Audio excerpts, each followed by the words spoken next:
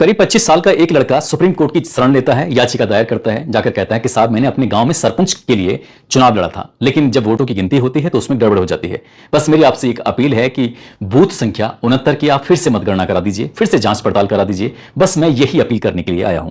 Supreme court में जब जाकर उस लड़के ने यह बात कही तो सुप्रीम कोर्ट को उस लड़के आती है और उसकी बात को बड़ी गंभीरता से लिया जाता है। इसके बाद जिला निर्वाचन अधिकारी पानीपत हरियाणा को यह निर्देश दिए जाते हैं कि 6 अगस्त 2025 की सुबह 10 बजे से शाम 4 बजे तक आपकी इस बूथों पर जितने भी बूथ हैं सभी की ईवीएम लेके आइए और सभी पक्षों के लोग होने चाहिए। साथ ही अदालत के रजिस्ट्रार के ठीक सामने इन वोटों की गिनती की जाएगी, यानी कि ईवीएम की गिनती की जाएगी।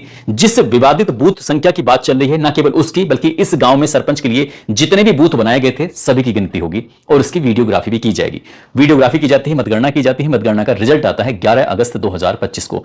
रिजल्ट जो आता है वो वाकई चौंकाने वाला था। जिस लड़के ने यह अपील की थी दरअसल वो पहले हार चुका था, लेकिन ईवीएम से फिर दोबारा गिनती जब की जाती है तो पता चलता है कि वो जीत जाता है। संभवतः भारत के इतिहास का यह पहला ऐसा मामला है जब ईवीएम चलकर सुप्रीम कोर्ट पहुंच जाती है और रिजल्ट जो आता है वो रिजल्ट चौंकाने वाला होता है। आज की इस कहानी के माध्यम से यह समझने की कोशिश करते हैं कि आखिरकार वो लड़का कैसे हारा था, क्यों हारा था और उसके पीछे की पूरी कहानी क्या है।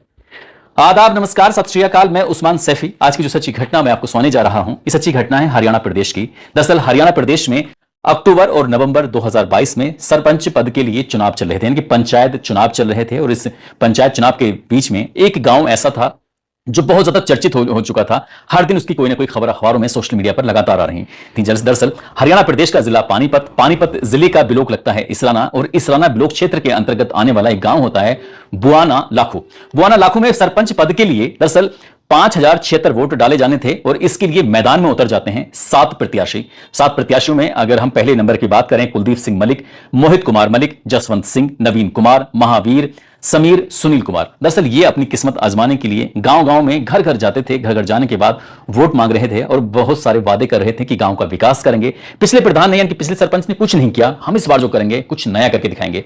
इस तरह के वोट मांग रहे थे और घर घर जाकर लोगों से अपील कर रहे थे। और वो तारीख भी आ जाती है।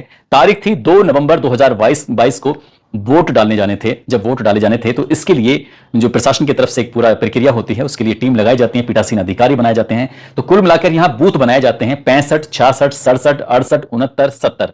इन बूथों पर जो वोट डलने थे वो 5076 वोट डलने थे।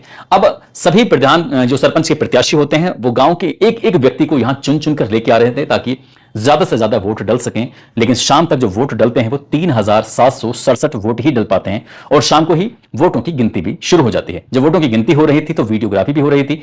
ईवीएम के माध्यम से वोट डले गए थे। उसके बाद जब गणना यानी कि मतगणना जब की जा रही थी तो पता चलता है कि मोहित को विजयी घोषित कर दिया जाता है। लेकिन इसके बाद फिर से ये दोबारा से गिनती शुरू हो जाती है और दोबारा से जब कुछ गिनती होती है तो पता चलता है कि कुलदीप सिंह मलिक को विजेता घोषित कर दिया जाता है। वो दावा करता है कि उसके पक्ष में 1117 वोट आए हैं। बस इतना था कि पीठासीन अधिकारी ने फॉर्म 19 और 21 भी जारी कर दिया और कुलदीप सिंह की मलिक के लिए एक प्रमाण पत्र होता है, जीत का प्रमाण पत्र, वो भी जारी कर देते हैं। और वाकई प्रमाण पत्र देते हुए फोटो भी खिंचता है। इसके बाद फिर जय जयकार हो जाती है और गांव में फिर स्वागत होता है, फूल मालाएं डलने लगती हैं। लेकिन इसी बीच में करीब जो 25 साल का जो लड़का होता है जिसका नाम मोहित कुमार मलिक होता है, मोहित कुमार मलिक असल में दिमाग लगाता है, गणित लगाता है, सोचता है। सोचने के बाद कहता है कि जो बूथ संख्या 69 है, 69 पर सबसे ज्यादा परिवार के लोग वोट उसी पर तो हैं, लेकिन वो उसी पर अगर गिनती होती है तो वो वहां आ रहा है। जो वीडियोग्राफी की जाती है तो उस वीडियोग्राफी को देखना शुरू कर देते हैं। जब गोड़ा भाग लगाते हैं तो कहते हैं कि हमें तो इस बूथ पर सबसे कम वोट मिले, जबकि हमारे परिवार के सबसे ज्यादा लोग तो इसी पर हैं। इसके बाद उसके समर्थक जो होते हैं वो सीधे पहुंच जाते हैं पानीपत, यानी कि जिले पर पहुंच जाते हैं। अधिकारियों से जाकर कहते हैं पानीपत में जाकर कि साहब एक बार जो 69 नंबर बूथ है ना उसकी फिर से आप गणना करवा दीजिए, बड़ी मेहरबानी हो जाएगी। जब उन्होंने एक ठोस कारण बताया, वीडियो दिखाई, वीडियो दिखाने के बाद अधिकारी के दिमाग में आता है कि लड़का कुछ ना कुछ तो बात सही कर रहा है। गांव के लोग बड़ी संख्या में उसके समर्थन में थे।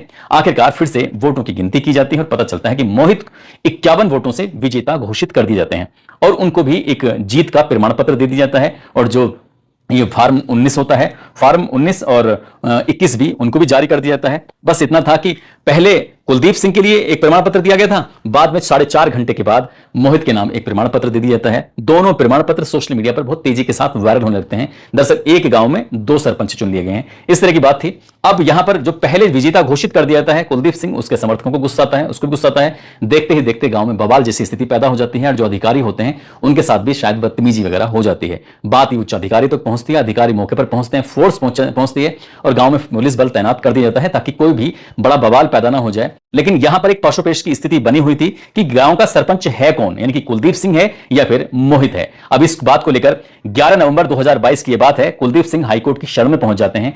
पंजाब एवं हरियाणा हाईकोर्ट में एक याचिका दायर करते हैं और दलील यह दी जाती है कि ग्राम पंचायत बुआना लाखू का विधिवत रूप से निर्वाचित वो सरपंच है और फॉर्म 19 और 21 उसके पक्ष में जारी किए गए थे। साहब यकीन ना आए तो जाकर देख लीजिए, फोटोग्राफी है। जैसे कुलदीप सिंह ने अपनी दलील दी, अपना पक्ष दिया, उसके बाद में कुलदीप सिंह बनाम हरियाणा स्टेट केस संख्या 25694, इस पर हाईकोर्ट ने 29 नवंबर 2022 को स्टे लगा दिया और स्टे लगाने के बाद स्टेट इलेक्शन कमीशन को यह आदेश जारी किया कि सरपंच पद पर कोई भी नोटिफिकेशन जारी ना की जाए, यानी कि रोक लगाई जाती है। और हाईकोर्ट ने जो मोहित का जो विजेता के जो सर्टिफिकेट थे उनको भी रद्द कर दिया। उनका कि अब कोई नहीं, कोई भी नोटिफिकेशन नहीं होनी चाहिए।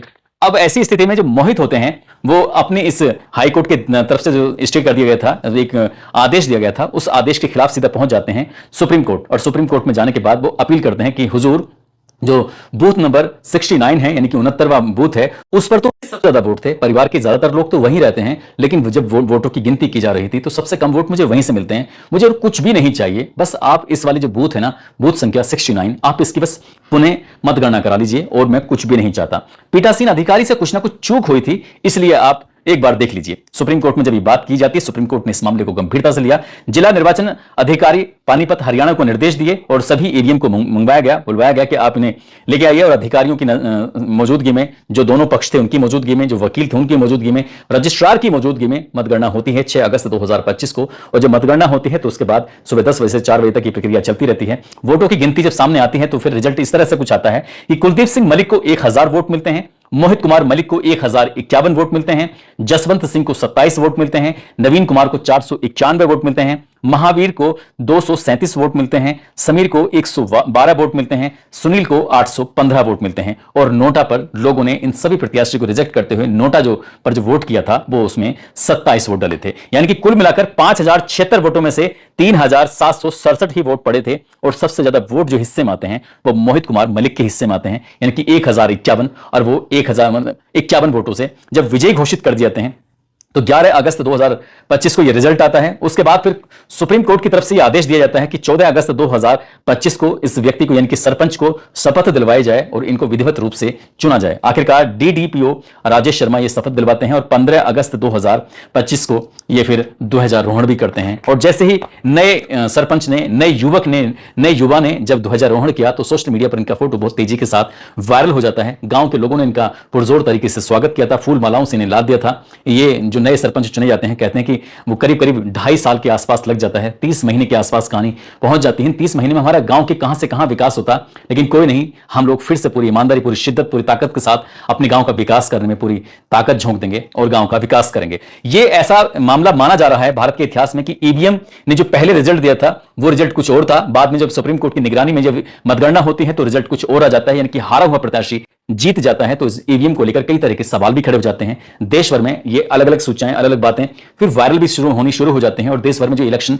ईवीएम के माध्यम से होते हैं तो ये कहा जाता है कि शायद कहीं ना कहीं कुछ ना कुछ होता होगा ऐसे ही। लेकिन ये भी कहा जाता है कि अगर मोहित कुमार ये गरीब होते या फिर पढ़े लिखे नहीं होते या इन्होंने सुप्रीम कोर्ट तक का दरवाजा नहीं खटखटाया होता तो शायद ये कभी सरपंच की कुर्सी हासिल नहीं कर पाते। यानी कि इन्हें वक्त जरूर लगा, लेकिन इन्होंने अपने हक के लिए लड़ाई लड़ी और लड़ाई लड़ने के बाद ये जीते और पूरे देश को इन्होंने दिखाया कि देखो, भले चाहे इंसाफ मिलता जरूर है, देरी से मिले। लेकिन इस गांव की एक खास बात और है, बुआना लाखू को खिलाड़ियों की फैक्ट्री भी कहा जाता है। खिलाड़ियों की फैक्ट्री इसलिए कहा जाता है क्योंकि इंटरनेशनल बॉक्सर रजनी इसी गांव की हैं। साथ ही इस गांव में लगभग 10 इंटरनेशनल खिलाड़ी हैं और 50 राष्ट्रीय खिलाड़ी इस गांव से हैं। इस गांव में जो युवक और युवतियां हैं वो खेल की तरफ ज्यादा आकर्षित हैं और देश के लिए वो देर से देर मेडल लाते रहते हैं। प्रदेश के लिए देश में से मेडल लाते हैं और दुनिया से अपने देश के लिए मेडल लाते रहते हैं। दोस्तों, इस पूरे घटनाक्रम को सुनाने का उद्देश्य किसी को परेशान करना नहीं है, किसी का दिल दुखाना नहीं है, बल्कि आपको जागरूक करना है, आपको सचेत करना है।